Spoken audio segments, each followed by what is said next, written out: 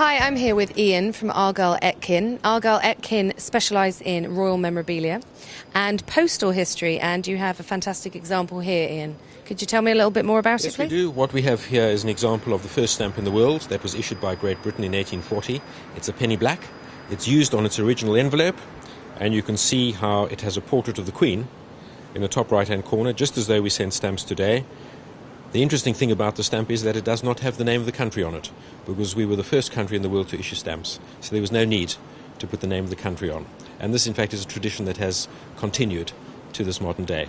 So this is a rather lovely early envelope from 1840 that collectors love to own, because it's the first that one could possibly ever have with stamps on it. And how much would that be worth, Ian? That would be £275. The penny black is not a rare stamp. 70 million of them were printed. Okay. But they do come in various states of condition and rarity, and we cater for advanced collectors and ordinary collectors. And this would be a reasonable example to own in a collection. And does it help to have the postmark on it? Or? Yes, it should have a postmark on it. If the stamp has its original gum on it, which we would call a mint stamp, it is worth a lot of money from this period. Mint penny blacks are rare and expensive. Okay.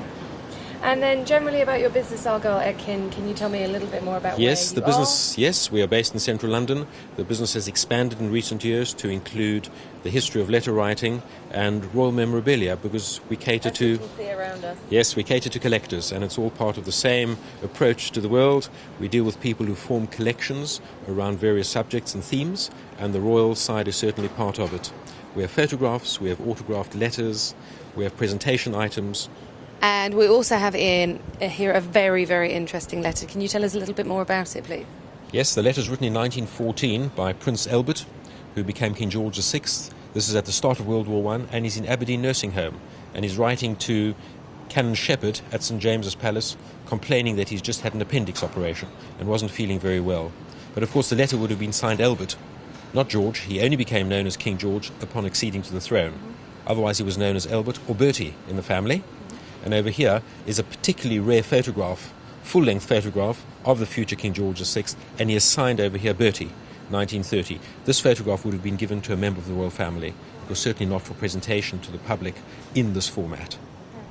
And to me as well, I'm just thinking about all these letters and these photographs, that they're capturing a particular time, that nowadays with the rise of emails, etc., we're not going to find things like this. No, unless people are still writing, which I know some people still do. Well, they do, but what you find is children learning from a very early age how to express themselves and carrying this through their lives. And in the letters that we have all the way through to members of the present royal family, including Diana, Princess of Wales, they were taught beautifully how to write beautiful letters.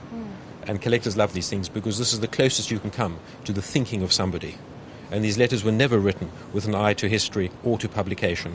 So biographers and researchers rely on this kind of thing for writing books. But do you think that it will ever come out that you'll find any love letters between, for example, Charles and Camilla? I suppose they exist, but if they had to walk in through my front door, we would be very reluctant to deal in these things. They remain private. We have had love letters, though, between the Duke and Duchess of Windsor. And over here, you see a photograph of them with a signed card below, signed Edward, Duke of Windsor, Wallis, Duchess of Windsor. And they're popular as a collecting pair because they lived long lives, interesting lives, and, of course, a very controversial royal life. So there's a lot that collectors can own surrounding them. And we have in the past had love letters between the two. Fascinating. Thank you, Ian. That's a great pleasure.